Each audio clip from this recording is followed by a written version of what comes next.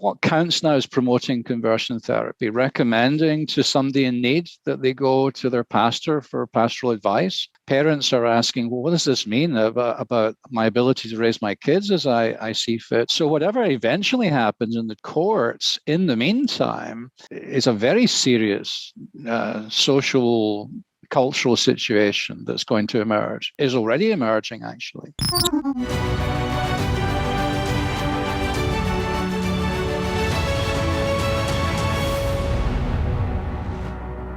Well, hello, welcome to Freedom Feature Podcast at First Freedoms Foundation, and I'm Barry Bussey.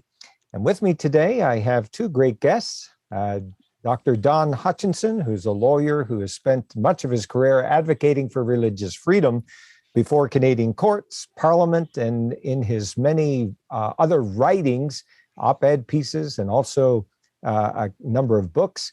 His website, donhutchinson.ca, and we'll have this link for you down at the bottom, for his latest blogs on current issues affecting people of faith. So welcome, Don. Glad to have you with us. Thanks, Barry. Great to be here. And we have also Dr. Iain Provan, who is the Marshall Shepherd Professor of Biblical Studies at Regent College in Vancouver, BC, and an ordained minister of the Church of Scotland.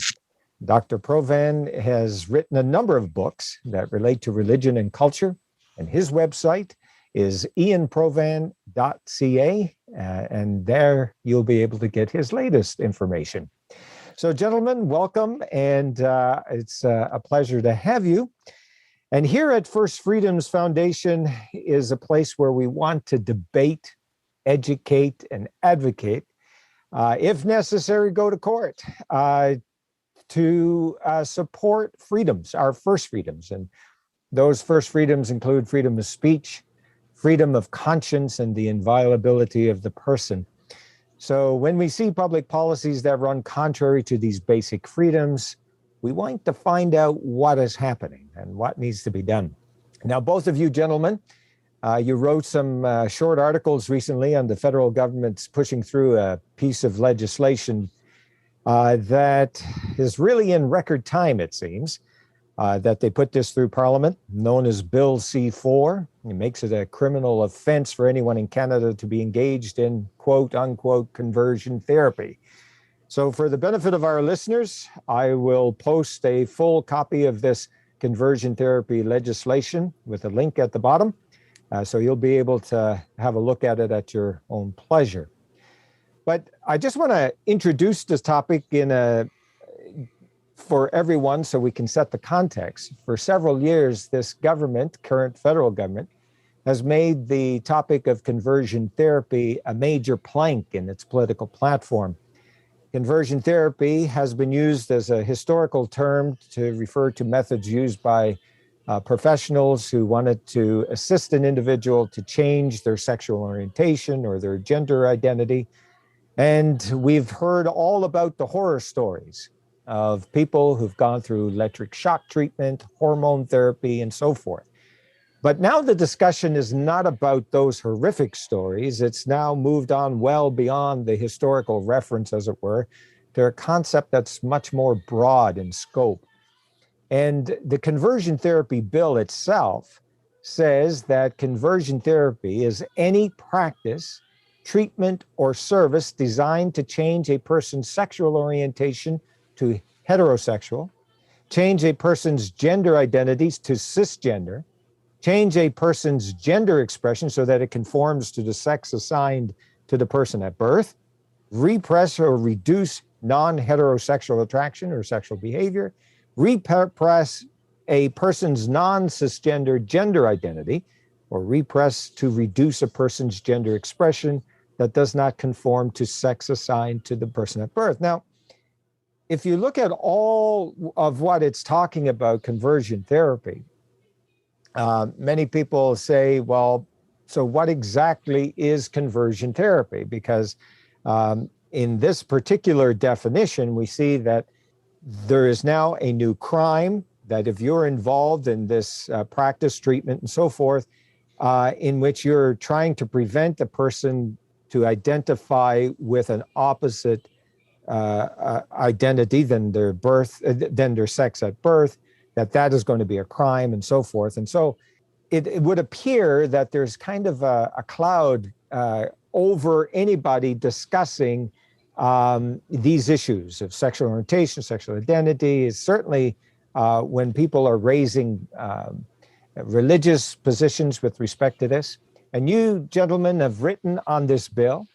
You're concerned with the way it's been passed and so forth, but I'm interested in knowing from you what you think this will do to our first freedoms, our freedom of speech, freedom of conscience, freedom with respect to the inviolability of the human person.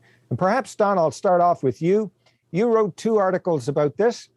And can you tell us about the process of this bill coming into play that you've been concerned about?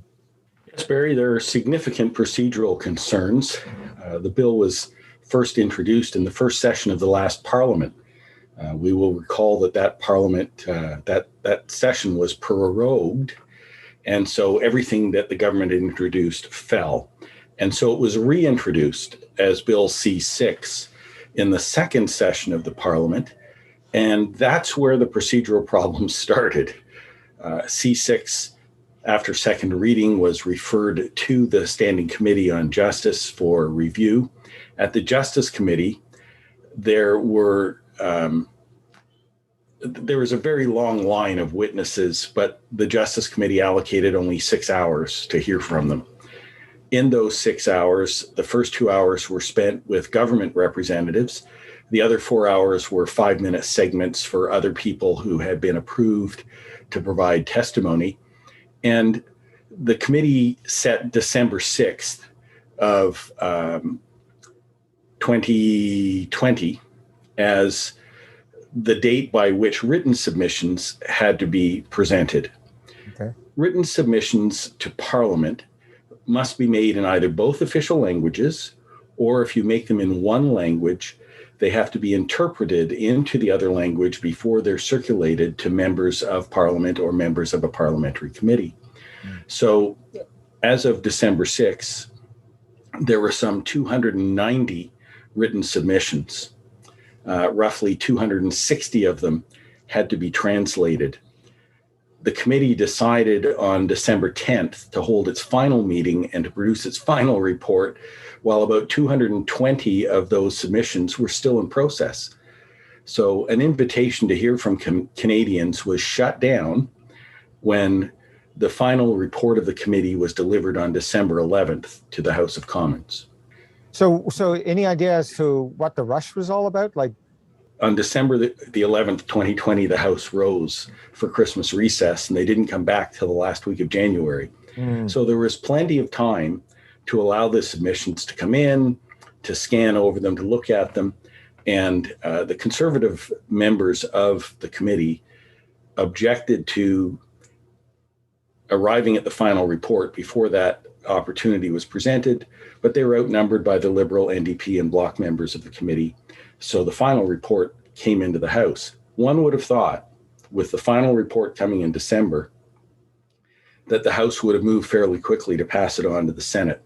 Right. But they sat on the bill until June, with only a few weeks remaining in the sitting, before passing it at third reading, forwarding it on to the Senate. And at that time, the Senate indicated they were going to give full study to the bill before they would pass it through third reading. And of course, the Prime Minister called an election in August, so the bill died again. It was brought back as Bill C4 in the current Parliament in the first session, introduced into the House on November 29th.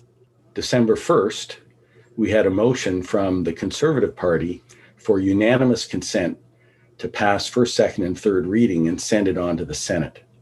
There was a problem with that. Besides the obvious, where's the opposition in opposition? Right. The problem was that under the Department of Justice Act, the Minister of Justice is required by law to introduce what's called a charter statement to explain if there are any charter difficulties or potential charter difficulties with government legislation. And Bill C4 was not the same as C6. So there had to be a new charter statement prepared. They had beefed up the language to add some additional areas to be captured by the crime in regard to conversion therapy.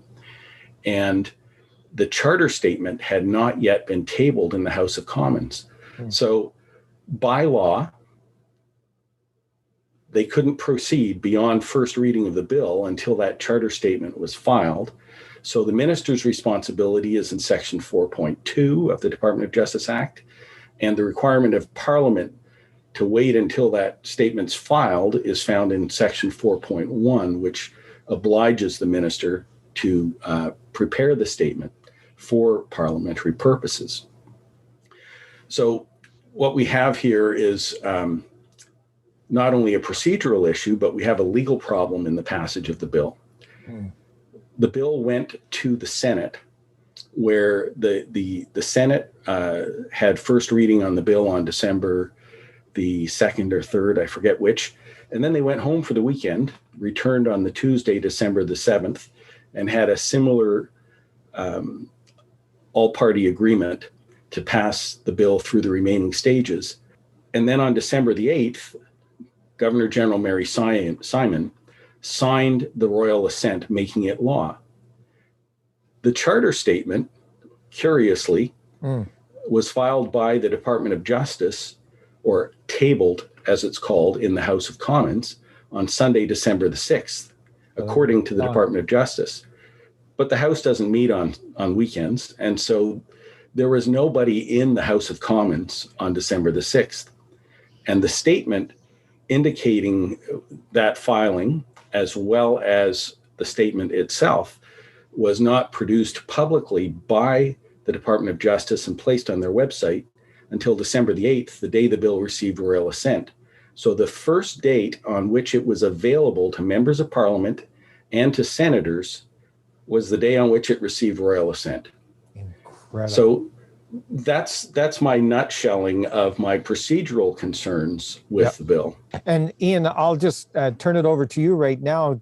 You've raised some observations about the bill itself, and depending on time, maybe, Don, we can have some relay here on this as well. But what is it that you are concerned when you're looking at this conversion therapy bill? Well, once again, we have to be very clear that the bills are not the same. There's been a kind of a bit of a fake news about this, that somehow these bills are the same and things apply to both, and therefore we shouldn't be fussing about it. But actually, there are things that were a problem already with Bill C6, and there are things that are now a bigger problem with Bill C4.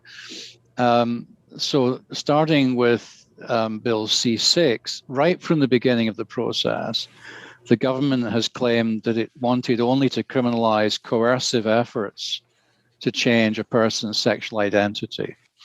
Government ministers at the Justice Committee in the 2 hours that they were given, that Don alluded to, said that very, very directly and clearly.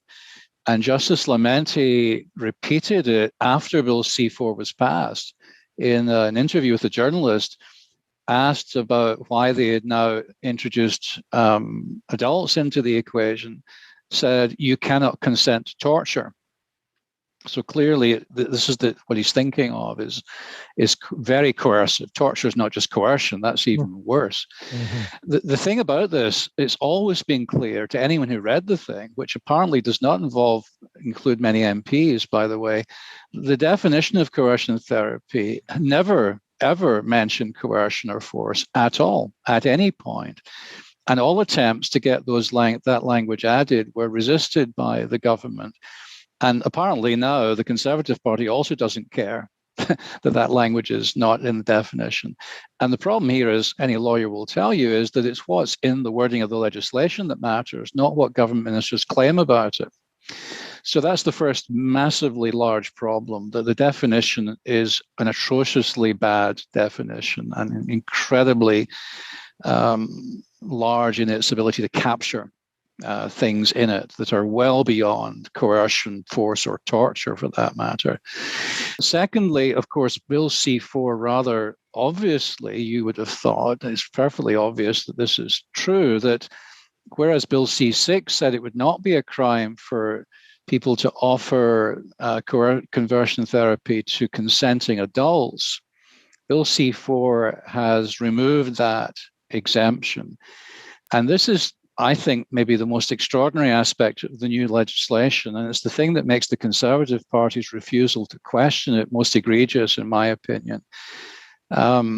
Justice Lametti explicitly said in the Justice Committee hearings that their best legal advice was that to make the offering of conversion therapy illegal for adults would be subject to a charter challenge. But in spite of the fact that was his best legal advice back then, that's now in the law. That is the criminal law. And that's clearly an infringement, a serious infringement of a person's liberty, an adult Canadian citizen's liberty to choose the kind of counselling that he or she desires in relation to issues of sex and identity. So that's the second one. And I am being brief here, by the way. If I was to speak at length on the various problems with this bill, it would take a very, very long time. And you'll have to stop me if I get boring. Thirdly, thirdly, there is a change in Bill C-4 that I don't think has been sufficiently well discussed, but I noticed it right away as a bit of a nerd when it comes to text. Bill C-6 in its preamble refers to the myth that a person's sexual orientation, gender identity, and gender expression ought to be changed. That's the wording of Bill C-6. Now, that's not yet directly an assault on Christian or other faiths, or even on what we might call traditional values, because people holding to those faiths and values do not believe that all desired changes in our human condition are in fact possible. So it's not yet a direct assault on freedom of religion. But Bill C-4 now refers to the myth in very different language. The myth that, I'm quoting, heterosexuality, cisgender, gender identity, gender expression that conforms to the sex assigned to the person at birth are to be preferred over other sexual orientations, gender identities, and gender expressions. That is, I suggest, a direct assault on many people's beliefs and consequent practices. And the implications of that come out clearly in the criminal code itself, where conversion therapy is said not to include a practice, treatment, or service that's not based on an assumption that a particular sexual orientation, gender identity, or gender expression is to be preferred over another. In other words, this appears to imply that if you possess convictions about things in this area, in terms of right and wrong and so on, and preferred or non-preferred, and you're offering counseling from that perspective, be it as consensual as you can imagine, you are in legal jeopardy, and as far as I can see. And then facing up to 5 years imprisonment if you're... It's a very, very serious matter. And for the government, and even worse for the opposition, to just wave their hand at this, waving into the criminal code of Canada, which is a fearsome thing, right?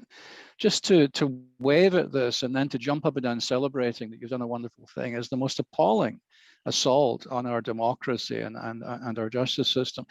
And finally, if I may, I'm sorry to belabor the point, but this is really a very bad bill. The whole business of practice, treatment, or service in the definition, this has, right from the beginning, people say, well, what do you mean by practice, treatment, or service? You're not using the word coercion or force or torture here. So which practices, treatment, and services are now being criminalized? And the government has basically just responded to that by saying, don't worry about it. The language is entirely clear.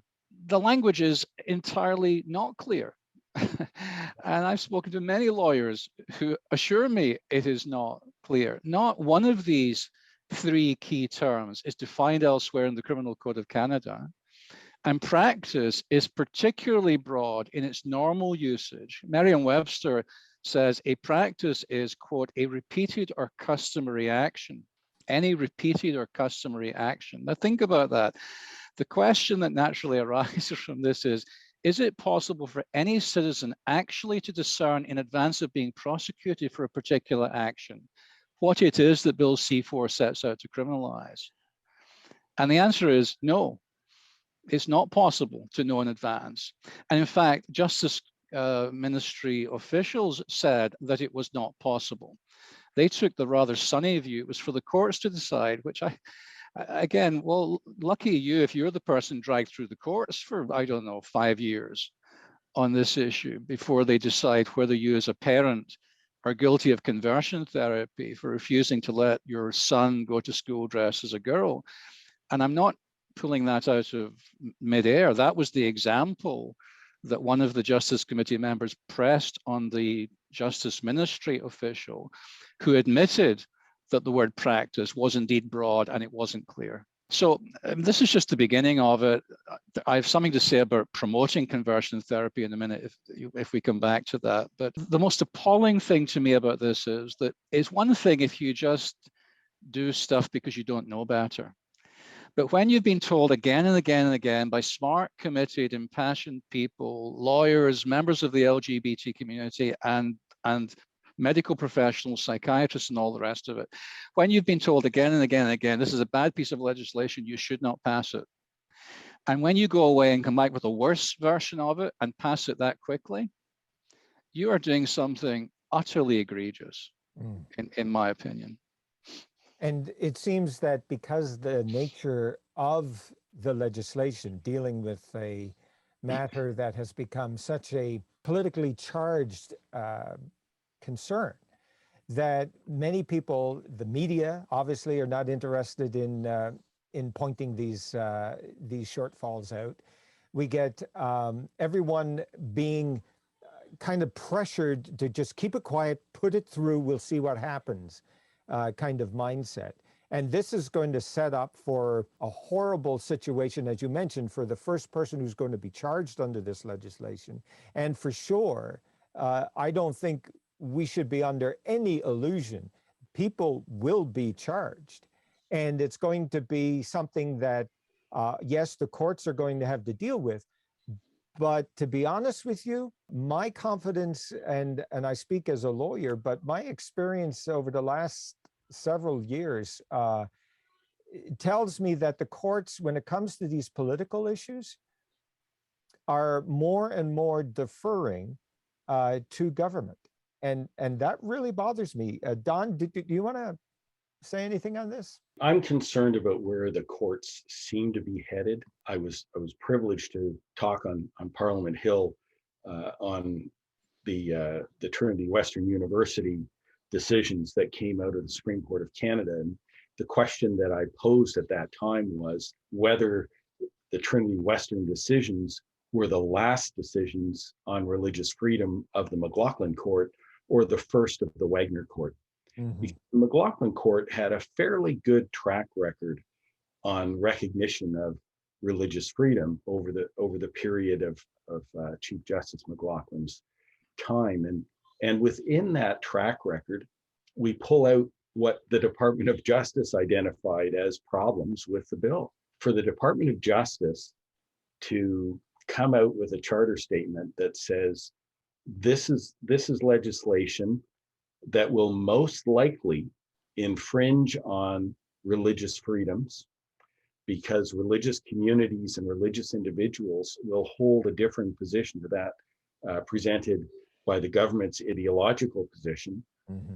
For the Department of Justice to come out, as Iain has already referenced, and say that they have concerns that this legislation will violate Section 7, the life, liberty, and security of the person, which is not to be compromised except when using the principles of fundamental justice, which have been ignored here, mm-hmm. and don't come into play until you're in a courtroom.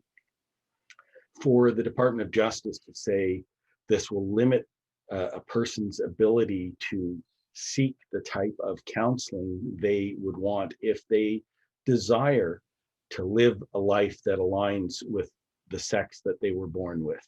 Mm-hmm. These things definitely should have been debated in Parliament and were not.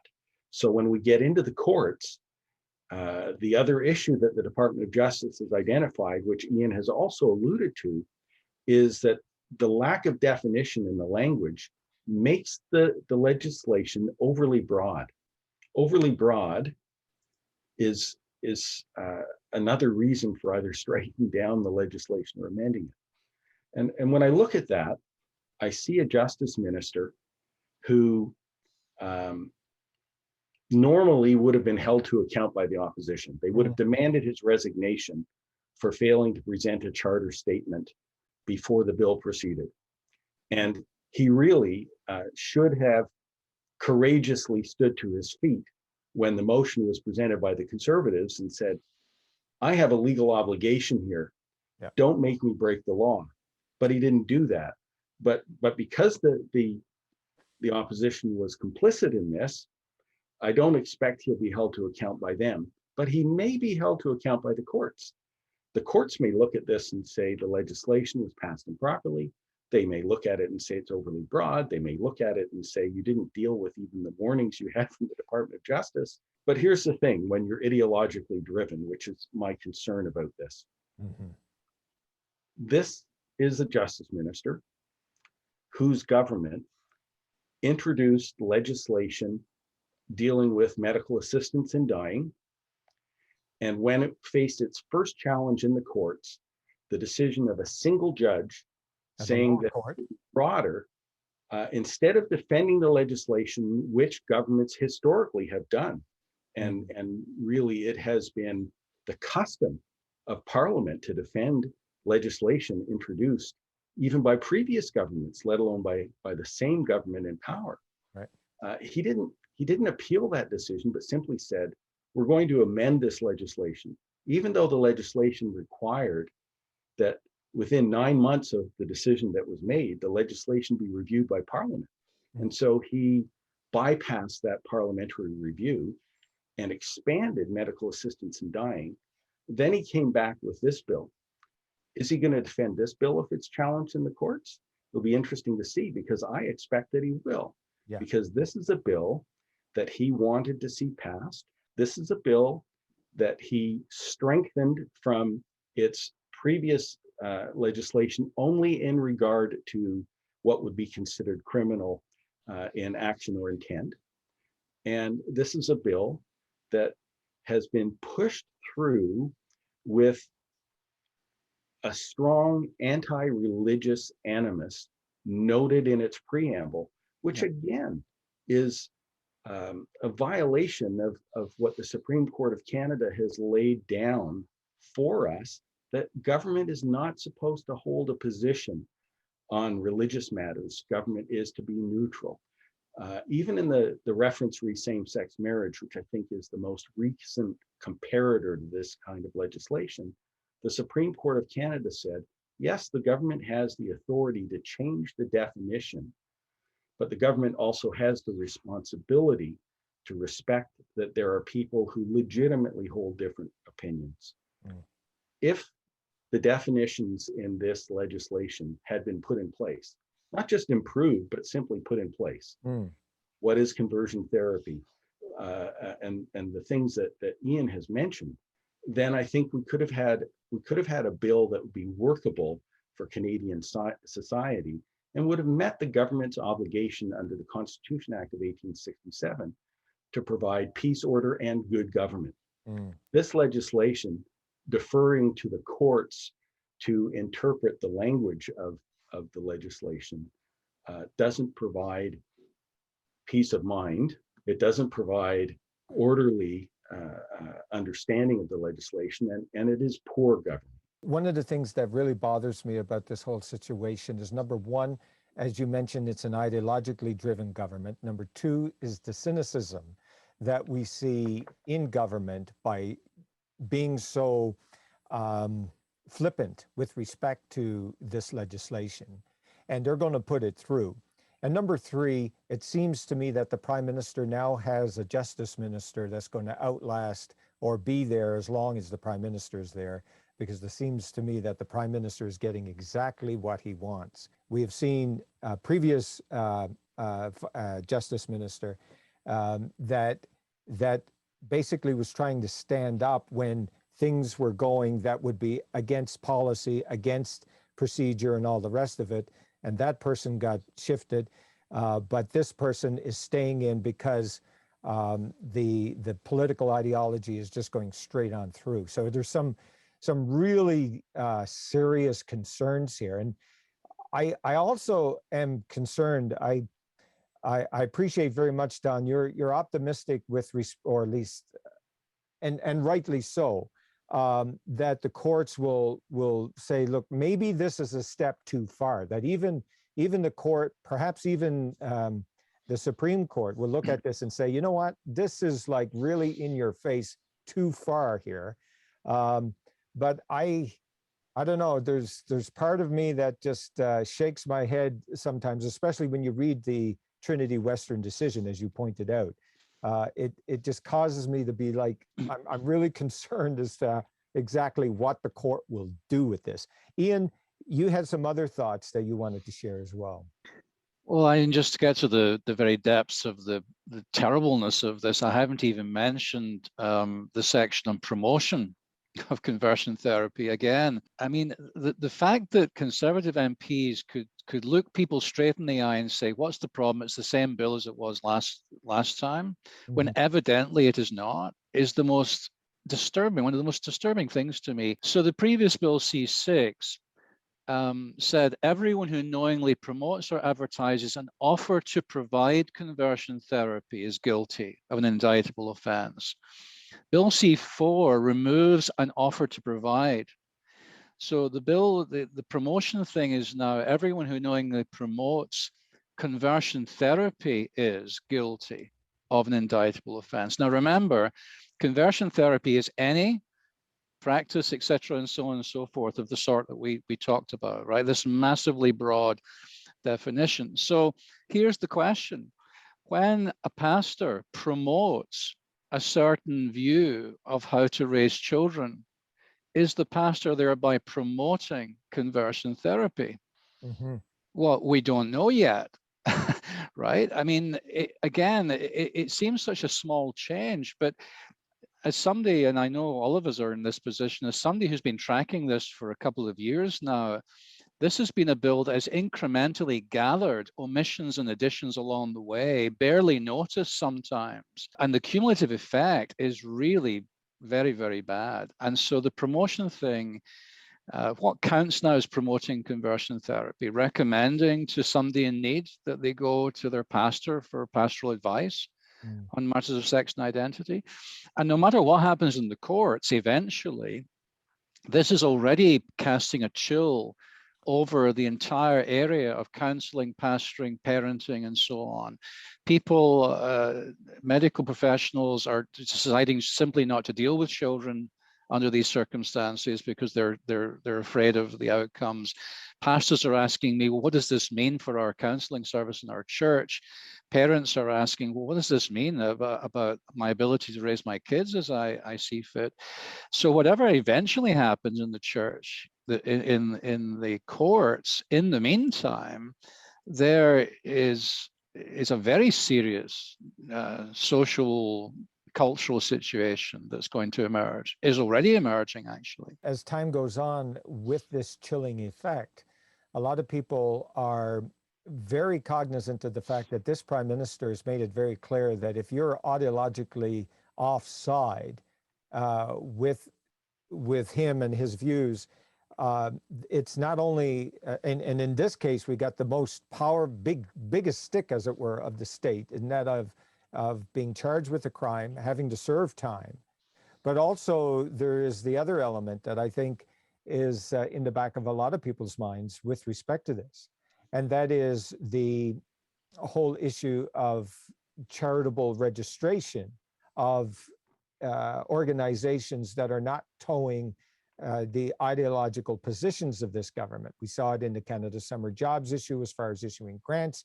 We saw it with the Prime Minister's threat with respect to pro-life organizations that are supposedly giving disinformation or dishonest information. So now you've got the biggest stick of the state now being used against religious communities that will not accept the government's position. And like you say, the preamble, as was mentioned earlier, has really set the stage. It seems to me like this is kind of like the great reset of moral understanding that the prime minister wants to, like, let alone climate change. We're talking about just understanding that has been in the Christian community since the very beginning in the Judeo-Christian community, since the beginning, early times. So we're into a situation. Don, you wrote that it's important for us to challenge and comply. And can you unpack that for us a little bit? Well, I think we need to be prepared, certainly in the legal community, for challenge. And we're also in a setting where we can learn lessons from the types of challenges that have come from the LGBT plus community and from other communities in regards to our charter rights. I'm certainly aware of situations where people have sought counseling to support them living a life that's consistent with their religious beliefs when they've had feelings and inclinations in the other direction. That's really the best case scenario to present to the courts if we're going to challenge in that way. I also think that we can continue having private and public conversations in the political arenas that are engaged, understanding that at this point in time, the likelihood of changing the legislation in the current parliament might be slim, but knowing that we've had a number of legal changes to the criminal code. Medical assistance in dying was a change to the criminal code. In 1969, the Prime Minister's father legalized homosexuality and created a legal structure in which abortion could take place in the interests of the mother's health, based on things that he said he might have, as Prime Minister Mulroney's government did, when the Supreme Court of Canada struck down the abortion law and opened abortion to anyone on demand, essentially. He might have done the same thing that Mulroney's government did, which was present new legislation to replace the legislation that was struck down, to place limits on abortion, such as those found in the United Kingdom and throughout Europe and North and South America. There's no reason why we wouldn't continue to ask for these things to be defined and to recognize the importance to religious communities for those who desire to live a life that complies with their religious convictions, and receive the assistance and the guidance of a priest or a pastor or an imam or a rabbi in the setting in which they're seeking to live out their religious conviction. That's the challenge area. The compliance area that I promote for the church and encourage is to remember that the New Testament was written by men who were living in an era of intense persecution. Christianity had never been a majority at that point. Christianity was not a welcome religion, but they were still writing the things that are foundational to our beliefs today. Mm-hmm. And we are in a position to, as Iain mentioned, a chill effect, to be warm against the chill, to be consistent and compassionate in our convictions and our communications, in our religious expression. In an early draft of one of the articles, I had written that the easiest way to comply is don't torture. I took that out because churches already were not engaged in torture. Right. Okay, there were historic incidents largely driven by some events in another country that were not related to what was taking place in Canada. There were historic incidents when corporal punishment was more common in Canada that, again, they're distant history. They're behind a societal development that has set those things aside a long time ago. And that type of behavior, quite frankly, was already covered in the criminal code. So there would have been no need. So the challenge side of things, I liken to, in the early part of this century, Catholics and evangelicals were advocating with the Minister of Justice, Erwin Cotler, to introduce a section in the criminal code to deal with human trafficking. And even though the component parts could be found throughout the code, this would provide a focus. And so his government introduced that legislation. And then the following government, the Harper government, so we moved from the Martin government to the Harper government, and the Harper government created a national action plan with the provinces that allowed for action and compliance with that legislation. We had the Mulroney government that defended the prostitution provisions in the criminal code, and they were upheld by the Supreme Court of Canada. Then they were struck down under the Harper government, and new legislation was put in place working with the Justice Minister, Peter MacKay. So legislation is constantly in flux. We shouldn't let go of that. But as the church, the way we comply is by being ourselves, understanding that the beliefs and practices that we hold to prior to the charter and after the charter have been found by the courts to be legitimately within the range of our freedom of religion. If we don't continue to exercise our freedoms in a caring, compassionate way, then we're the ones who are sacrificing them. Right. Right. They're not being taken from us. Right. We're voluntarily giving them up. There you go. In my first book, Under Siege, I used Don Cherry's illustration that 2-0 is the most dangerous lead in hockey. And why is that? It's the most dangerous lead in hockey because a team starts playing defensively to protect that lead. And it gives the other team the opportunity to go on offense. And when the other team scores the first goal, the team that now has a 2-1 lead continues to be defensive. When the other team scores the second goal, that team doesn't know how to get offensive again in the moment. And so they're stuck playing defense. We shouldn't move into playing defense. We should continue to be the church, the body of Christ, faithful to the teachings that we find in the scriptures. And I quoted in the one article because I think it is the seminal point on which we turn in this and other areas. The fruit of the Spirit is love, joy, peace, patience, kindness, goodness, faithfulness, gentleness, self-control. Against such things there is no law. And that's Galatians 5, verses 22 and 23. It's not that those things and the practices of the church can't be found to be illegal by a government. It is that when we behave in that manner in our dealings with other Christians and people who are not Christians, we are more likely to find that we are supported within the church and outside the church.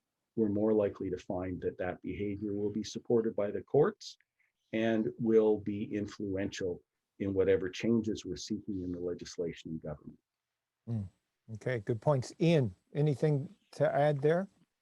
Well, not much to add. That was wonderful. I completely agree with both ethos and substance there. It was very well said.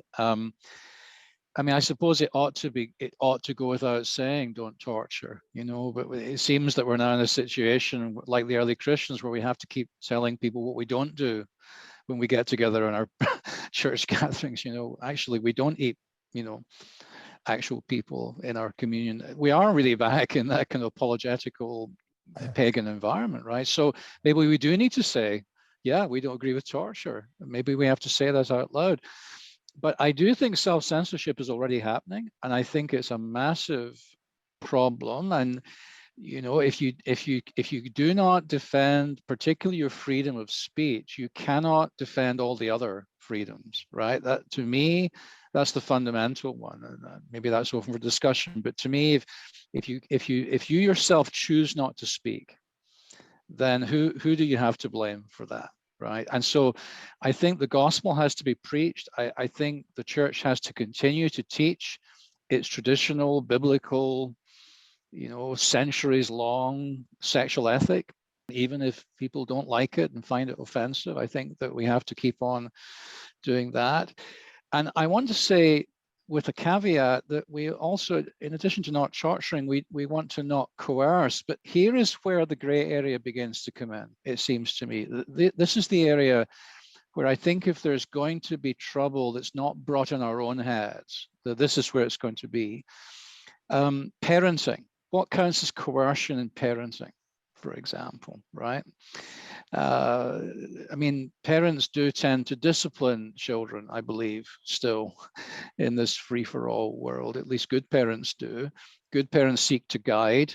Good parents seek to prevent, as it lies in their power, prevent children from making poor decisions, you know.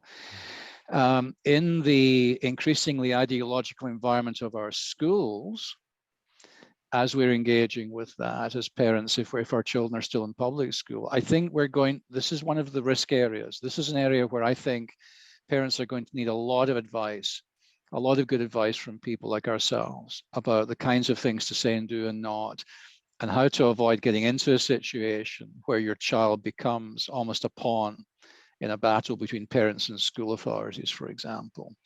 Because the school environment now is becoming increasingly pretty awful on the ground. I mean, being trans, I understand from people that I speak to, being trans in high school is now the thing. You know, it's the hip thing, claims thereof. I mean, so this is the environment where coercion. Another area would be church discipline. You know, the idea that the Christian church is a discipleship community, and that we not only preach the gospel, we expect people to live by a code, to follow Christ in their lives. And this historically has been understood as requiring sometimes that there be church discipline. Well, that's coercive, I think. So I think that a number of professional people are going to be in this gray area. Parents are going to be in this gray area. Pastors need to lead courageously but sensibly. I'm very much with Don. I think I see the book of Daniel to me is the great paradigm for living in exile, which is what we're currently, in a sense, doing, post-Christendom. And I think that the key is to know when you're in Daniel 1 and when you're in Daniel 3. And that is a matter of practical wisdom. And we need to help each other to know when we are in which one. If I have to go to prison for agreeing to help somebody in deep distress because of gender dysphoria, and that's the reason I'm sent to prison, okay, I think I just have to accept that and go to prison. If it's something else, though, where I'm behaving like a jerk in some way or whatever, or, you know, that's a different matter, right? And I think that the Daniel 1, Daniel 3 kind of issue, these are the touchy points for me in this next period of uncertainty. And I think people are going to need a lot of help. And for example, I understand or at least I got a phone call from a reporter just last week about a move to have a series of pastors across the country on a given day to preach. So basically to dare the government to go ahead and arrest them because of what they're going to preach. More of a provocative kind of approach. And what I'm hearing from you gentlemen is like, okay, folks, let's settle down, you know, carry on with ministry. Don't be afraid to preach as necessary. But what I'm hearing from you is perhaps don't go poking the bear. Well, you're kind of hearing that, Barry, but the trouble is what poking the bear looks like is also open to interpretation. So the self-censorship thing is also a bad thing, right? Yeah. So I think if people choose all to preach next Sunday on this issue generally about what the Christian view of sexual identity and stuff is, that's fine by me, right? That is just a matter of the Christian church being the Christian church, right? And if that's no longer defensible, so be it. We're in a very bad place, right? That's a different matter. If people are going to be deliberately provocative on their church websites, you know, offering practice using, let's say, using the language of practices and services and stuff, and deliberately, you know, offering that, well, okay, that's another thing though. And so I think negotiating a way around these things is going to be challenging. I agree with what you said, Iain. I also note that there has been circulating an encouragement from an American pastor to declare, I understand this is illegal and I'm breaking the law. And that I disagree with, because I don't see the church being consistent with itself, with its doctrinal understandings, and with scripture being legal. That's why we have freedom of religion. Mhm. And if somebody wants to challenge that it is illegal, then we have to face it in the courts. Barry, you I think know as well as I do, and Iain, I'm not sure if you've got as broad an experience, but I'm not going to put my faith in prosecutors understanding freedom of religion. Mm-hmm. Neither do I put my faith in the government understanding freedom of religion. And that's why we have lawyers, Barry, such as yourself, who have undertaken to engage in this arena. And there are lawyers across the country, some who do not share our faith, mm-hmm. who stand for religious freedom as they engage on charter rights. There are lawyers who do share our faith, who have made it a point of their focus in their careers to drop other balls in order to take on cases dealing with freedom of religion. And I think we're going to see some solid defense if we end up in the courts. But I remain hopeful that even though there's likely to be some targeting, and we can't avoid targeting. Mm-hmm. We can't avoid somebody showing up specifically because they want to get you in trouble and try this thing out. Even if you're the most complicit kind of pastor on the planet, if you happen to say the wrong word and they're targeting you, you're out. Mm-hmm. So don't allow that to scare you. Don't allow that to place a chill on your ministry. Trust God, move forward, and know that there are people who are standing in the wings waiting to provide a defense in the courts. Right. There are people who will be continually engaging in Parliament. Those are opportunities that did not exist for the authors of the New Testament. Right. They couldn't challenge Caesar's edicts. They couldn't challenge the actions of a Roman soldier or someone in a position of authority within the empire. Even Jesus didn't challenge Pilate when he was going to the cross. He engaged in conversation with him about the kingdom, and he was an incredible witness to Pilate about what lay ahead, and sufficiently so that we have a record of it that encourages us in the 21st century. So, yeah, that's a very good point. There was no Cicero for Paul or Peter in Rome. And that's a very good point. I appreciate that very much. So the takeaway here for our listeners, I think, is the recognition that we are to stand firm in our religious practice, that while we get these storm clouds coming around us with respect to government ideology that has become very challenging in recent times, the message I'm hearing is that we need to be courageous. We need to continue, show that care, compassion, be a faithful witness. If we're called upon to give an account for where we stand on these issues, we need to ensure that we are going to be faithfully witnessing for the cause of Christ at this time. So this is a powerful message. I want to thank you both for coming and joining with us here today to talk about this. There'll be no doubt many opportunities for us to talk about this as we go forward. At First Freedoms, I just want to let everyone know that we understand that not everyone is going to agree with our views, and that's the whole point of us existing and the views of our guests. But we're here to enter into a meaningful dialogue, to discuss issues that no one else is willing to discuss. And as we have heard, our own Parliament has showed a lack of interest in hearing other views on this particular matter that we've talked about today, conversion therapy. But that's why we're here. Government may not listen, but we, the people, have the right to speak, and to speak we shall. And if you agree that now is the time for First Freedoms to address freedom, then please sign up for our mailing list. I encourage you to do that. And we can only exist with your financial support. So please click on that donate button. And whatever you give, it's going to be greatly appreciated. But remember, we're not a charity. We're not going to be seeking charitable status. This is a conscious decision because we do not want to be limited by the government in what we can and cannot say in holding government to account.